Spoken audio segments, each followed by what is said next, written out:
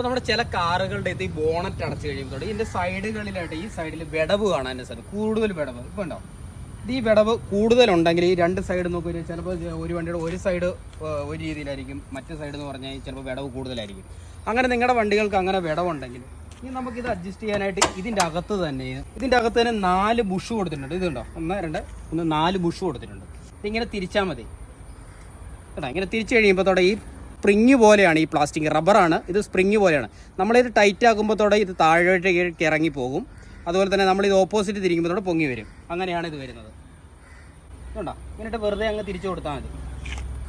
അപ്പോൾ ഇങ്ങനെ തിരിച്ച് കറക്റ്റ് ചെയ്ത് കൊടുത്തിട്ട് നമ്മൾ അടച്ച് നോക്കുക. അപ്പോൾ വിടവ് കറക്റ്റ് ആണെങ്കിൽ, കൂടുതലാണെങ്കിൽ വിടവ് കൂടുതലായിട്ട് കാണുകൊണ്ട് നിങ്ങൾ ഇച്ചിരി പിരിച്ചു കൊടുക്കുക. വിടവ് കുറവാണ് ഇച്ചിരി ലൂസായി കൊടുക്കുക. അങ്ങനെ കറക്റ്റ് ചെയ്യുക. അപ്പോൾ ഇതിൻ്റെ ആണോ ഈ കറക്റ്റ് ക്യാപ്പ് കറക്റ്റ് ആയിരിക്കും. അപ്പോൾ ഇത് അതുപോലെ തന്നെ നിങ്ങളുടെ വണ്ടികളിൽ ഇതുപോലെ ഉണ്ടെങ്കിൽ ഇതൊന്ന് ചെക്ക് ചെയ്ത് നോക്കിയോ. Okay, by.